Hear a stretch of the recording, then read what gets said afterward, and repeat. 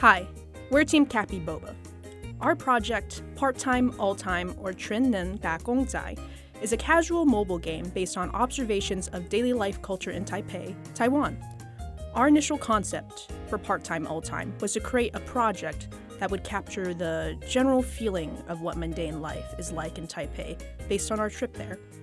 We didn't want to create something that got too involved with the politics or history of the nation, given we are just foreigners, so we were primarily focused on what we observed.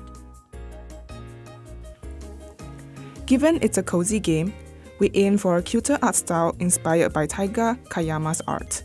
Our main buzzwords were cartoony, playful, packed, and round. It should be very clean and appealing, but also visually busy to reflect the maximalist clutter we observed in Taipei. Our logo is a golden vintage piggy bank designed by Terry, with colorful stripes reminiscent of gaji dai, which is a Taiwanese market tote bag and a cultural icon of daily life. A receipt, the main form of currency in the game, pokes from the top of the bank. Now let's move on to our main character, the overworked down on his luck part-timer. His design, conceived by Sean, is inspired by the fashion of young adults on the streets of Taipei. Sean took pictures of people waiting in lines to references from. We noticed streetwear like loose t-shirts, jeans, and canvas shoes that reflected in the design. Initially, he had glasses and wore a suit, but we feel that leaned too Japanese with the salaryman idea, so we focused on making him look younger. With his ruffled black hair and tired eyes, he indeed looks like a man whose blood is boba, and his only motivation is working towards the next paycheck. Our busy main character needs a busy apartment to match. This single-room apartment, designed by Ashley, is what you'll begin the game with in Part-Time, All-Time. It comes empty, but as you work more jobs, you have the chance to purchase furniture and collect novel keepsakes known as little happinesses, or 小确幸, which is a Chinese term meaning even in the rise of great problems, there are little things to create happiness in your life. Many of the little happinesses in this room are inspired by items seen in Taipei. The lucky cat clock, because lucky cats are popular there.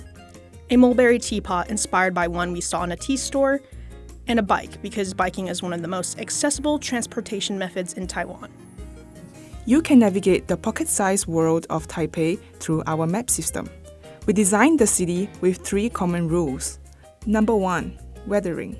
You will notice texture in the form of drawn dots, lines, and scratches on many buildings. Many Taiwanese buildings' exteriors are not often repainted or cleaned because of the tropical climate. Much like washing your car during dusty season, many locals see it's pointless to spend money on repainting the exterior of a building only for it to be messed up tomorrow by the weather. As a result, Taiwan's urban landscape is marked by this unique weathered texture everywhere you look. Number 2, 7-Elevens everywhere. Convenience stores, especially 7-Elevens in Taipei, are as frequent as seeing Starbucks 1 block away from each other in California.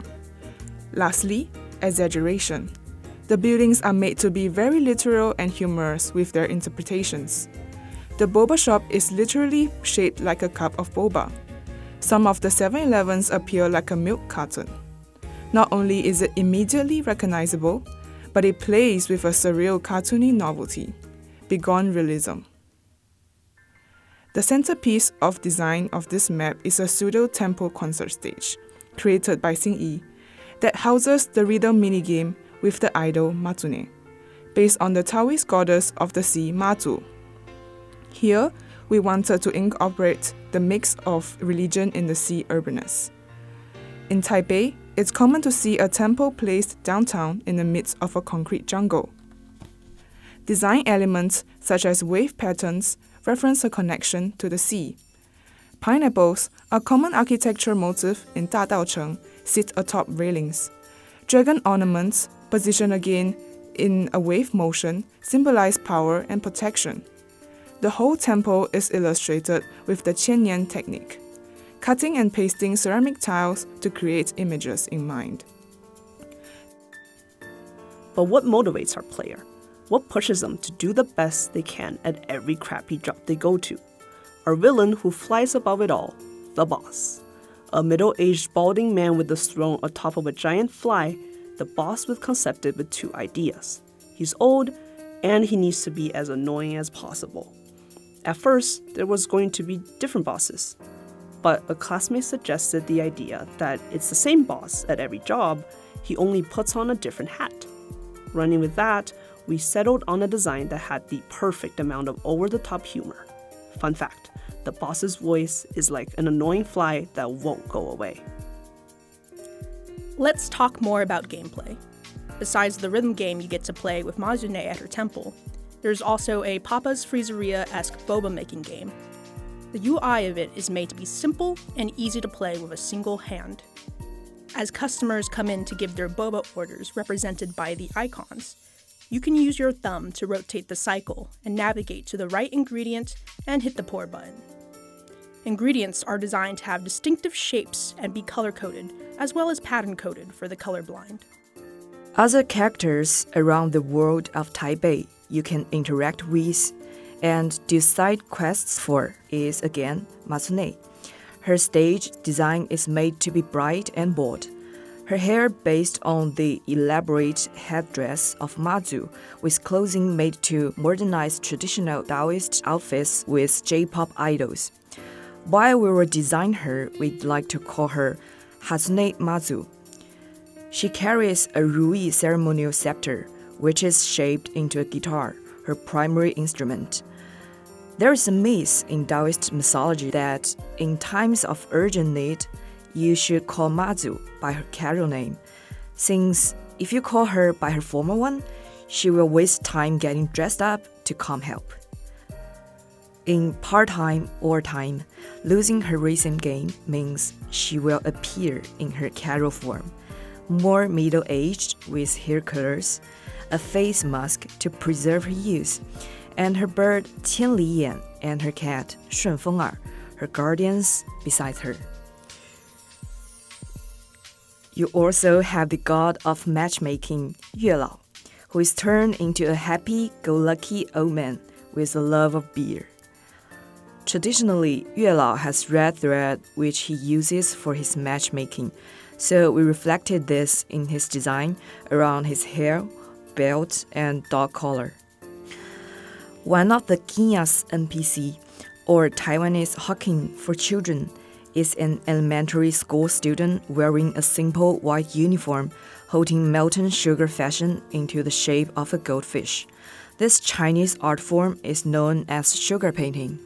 And the last example character is the Ama, Chinese for paternal grandma, inspired by night market food carts and a little hole-in-the-wall restaurant near our guest house. She's a kind-hearted elderly woman running a food cart with a big bun shaped like noodles behind her head. In conclusion, we designed part-time all-time with self-aware humor about the daily work culture in Taipei, yet also with the love of everything we experience there. Our designs are informed by the richness of its culture, and despite only visiting for 2 weeks, there have been so many little happinesses that we've been able to remember.